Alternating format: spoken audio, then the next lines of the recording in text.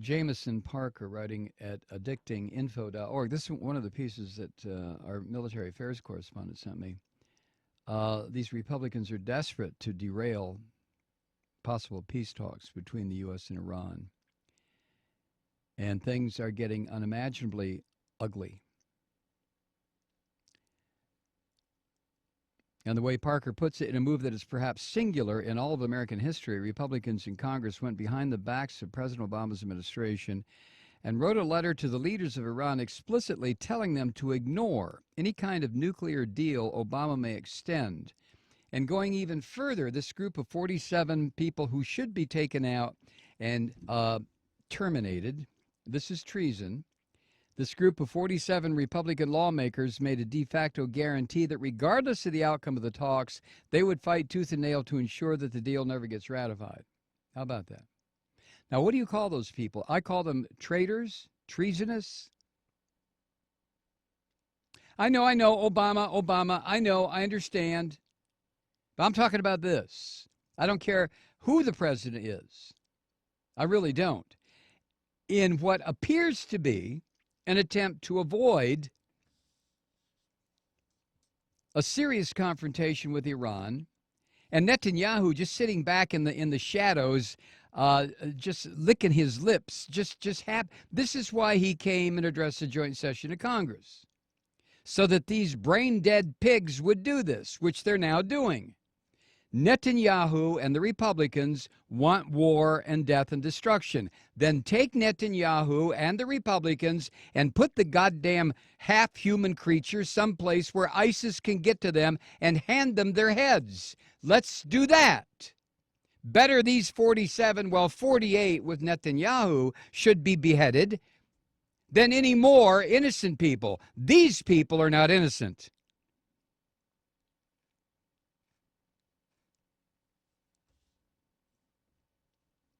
Jameson Parker writes, take a moment to marvel at that position for a moment. They haven't even seen the plan. The Republicans haven't. They don't know what the hell they're talking about. They have no idea what items are being discussed. And yet, these rat bastards are trying to dismiss it out of mind. Give them to ISIS. Let ISIS remove their heads. Then we don't have to worry about them anymore. No, I mean it. Seriously, I'm not speaking metaphorically. Round these bastards up, put them on a C-130, take them over to Syria, Iraq, put them on the ground, and fly away. And include Netanyahu.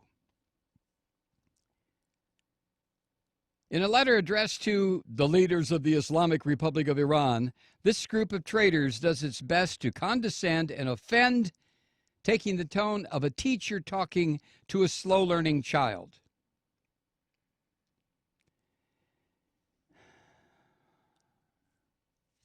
Now, when we come back, I'll share some of the letter with you. I've never seen or heard of anything like this in the degenerate foreign policy history of the United States. We have caused more death, more destruction, more pain, more suffering than any other nation that I can think of. I'm not talking about it internally. Stalin or Mao probably gets the record with that. I'm talking about infecting the rest of the planet. So I'm not saying, oh my goodness, here are these apostate Republican senators now who are egging Iran to the edge of war, thanks to the whip that lashed their backs by Netanyahu. Oh, we're so innocent. What's going on? No.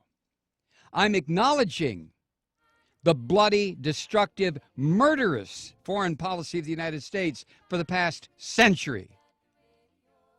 But what I'm saying is, we're going to let these 47 dimwits continue it?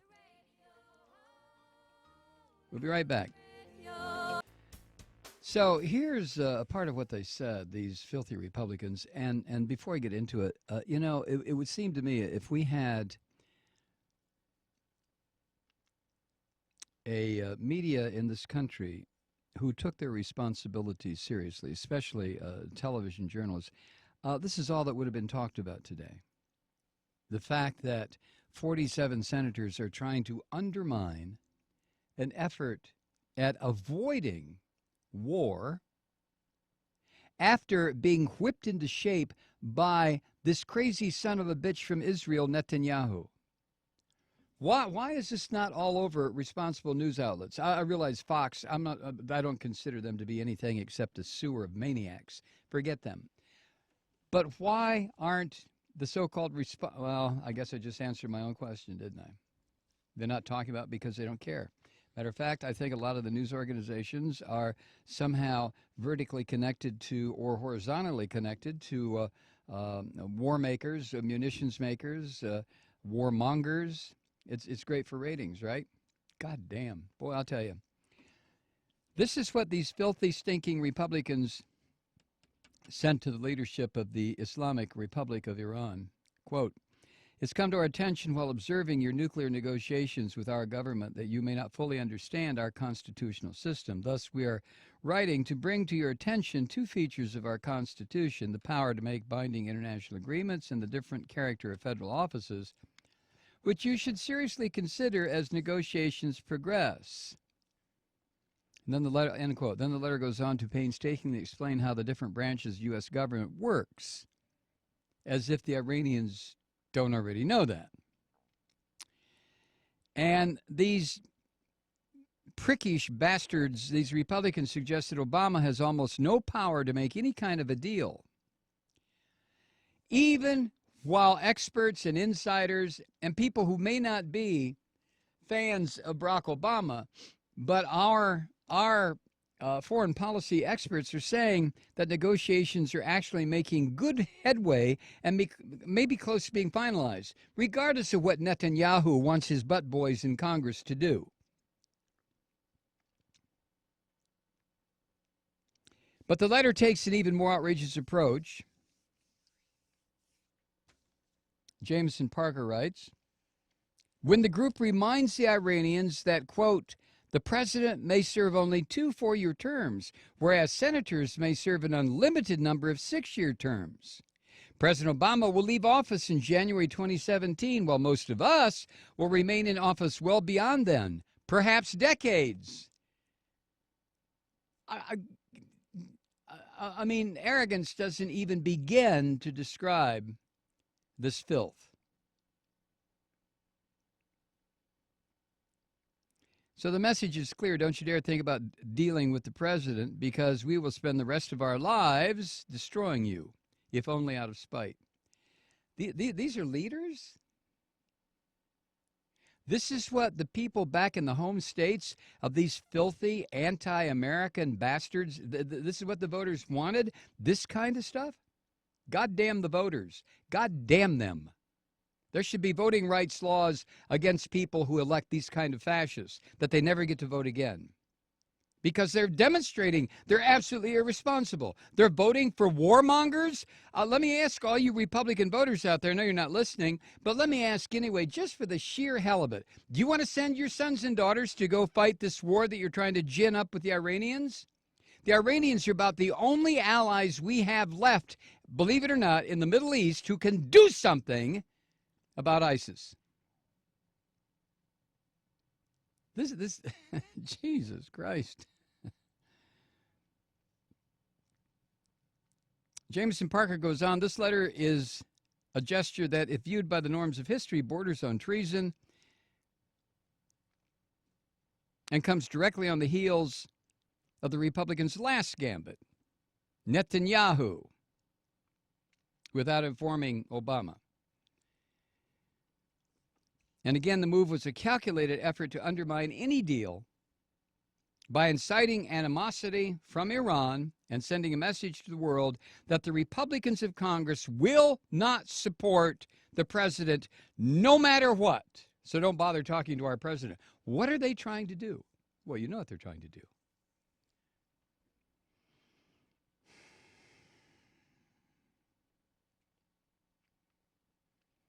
According to Bloomberg News, quote, experts who support the White House's Iran negotiations say such threats are largely bluster, and that if the Obama administration is able to reach a deal with Iran now, it will be very hard for the next president to stand against it.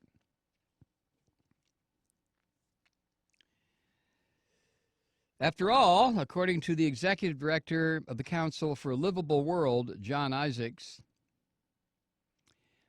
he said the next president wouldn't just be derailing a U.S.-Iran agreement, but undoing the work of 7 countries, including close allies such as the U.K. and Germany. I mean, what do these filthy, stinking, rat bastard Republicans think? This has been Russia, China, UK, Germany, France. There's 7 nations that have been working to get this, in the U.S. and Iran, to get this goddamn deal. And these Republicans, who are the most ignorant clutch of blood-curdling savages ever to occupy elective office, are going to undo the work of the leaders of 7 nations who are trying desperately to come to some sort of agreement. Now, having said all that, frankly, I think that this effort to stop Iran from developing nuclear power to use for whatever goddamn reason they want to use it for is ridiculous. Let's stop Israel. Let's stop Germany. Let's stop China. Let's stop the United States. Why Iran? But given the fact that we live in an insane world,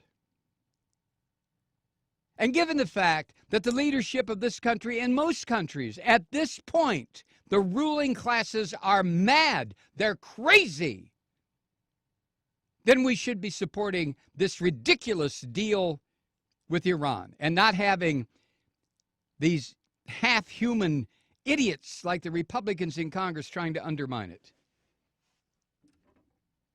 Jesus.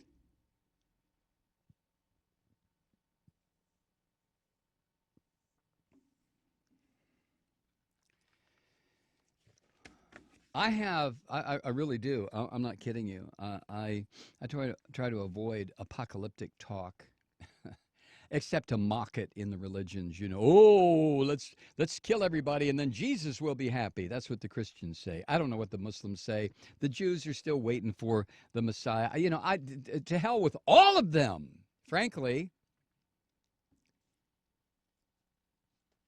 But this apocalyptic talk that is every place you turn. Wars and rumors of wars. Ooh, Mac, that's in the Bible. And these efforts by these right-wing devils. I mean, I can write something down that says, on the 4th of March, behold, a fire will appear in the east. And then on March 3rd, I can go to a building someplace east of where I said that and set some charges so the next morning the building will explode and goddamn, there's a fire. Well, it was written, right? Well, yeah, I wrote it. I caused it. So these right-wingers that run around the country with their crosses and their guns and their Bibles, well, they don't have guns because they're cowardly bastards. They would never go fight. Screaming about wars and rumors of wars. See, we're in the end times. You dumb bastards are doing it. You're the ones. You're the ones.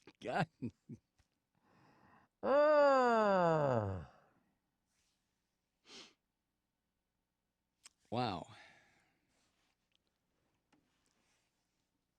This whole thing was organized by a freshman senator, Tom Cotton.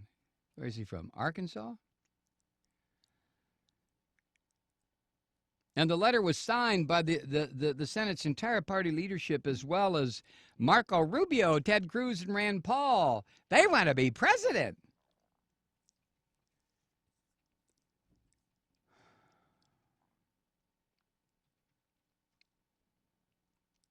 Writing at the plumb line at the Washington Post, Paul Waldman says the only direct precedent I can think of for this occurred in 1968 when, as a presidential candidate, Richard Nixon secretly communicated with the government of South Vietnam in an attempt to scuttle peace negotiations that the Johnson administration was engaged in. It worked. Those negotiations failed, and the war dragged on for another 7 years, and another 35,000 Americans were killed because of that pig bastard Nixon.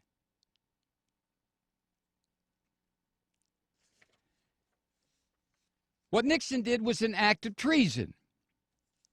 or at least a violation of the Logan Act, which prohibits American citizens from communicating with foreign governments to conduct foreign policy. It is but I'll tell you what they're all going to be talking about. Hillary Clinton didn't have an email account. God damn, she broke the law. We'll be right back. So the Iranians responded to this handful of spittle that came from the 47 Republicans in the sick, disgusting U.S. Congress. Iran's foreign minister added their expressions of outrage that's been coming from the White House and congressional Democrats over this letter. Iran's foreign minister told NBC News, quote, "This letter has no legal value and is mostly a propaganda ploy," end quote. The foreign minister's Mohammad Javad Zarif said he was astonished that, quote, "some members of the U.S. Congress find it appropriate to write to leaders of another country against their own president and administration," end quote. Yeah. Zarif said the 47 senators who signed the letter, quote, "not only do not understand international law, but are not fully cognizant of the nuances of their own constitution when it comes to presidential powers in the conduct of foreign policy," end quote. These Republicans are so filthy stupid, so filthy ignorant, that they have to be put in their place by another foreign leader. They get one foreign leader to come over here and egg them on to war and destruction, while Netanyahu will sit on his ass and applaud and laugh. Then they have to have another foreign leader with whom the United States and 5 other countries is trying to negotiate away from sanctions and confrontations and pissing people off. That leader of that country has to send a letter to these halfwits and say, listen, you don't understand your own constitution. And if you read that letter in its entirety, it's all over the net. You can read it. Read the letter. And then just sit there and marvel that this is supposedly came from adult members of the Senate. Read it. Jesus. And Obama said at a briefing today that it was somewhat ironic to see Republicans, quote, wanting to make common cause with the hardliners in Iran, end quote. No, I disagree. I understand why Barack Obama said that, but it's not, I mean, these senators are the ones who would be wanting to make common cause with Hitler. Seriously, no, really. We had industrialists and political figures in this country in the 30s who were pushing this country to make an alliance with the Nazis. That's not hyperbole. That's not me just dragging out the Nazi corpse again. That happened, and these are the kinds of people, the ones who sent this letter, who would have done it had these rat bastards been alive back then.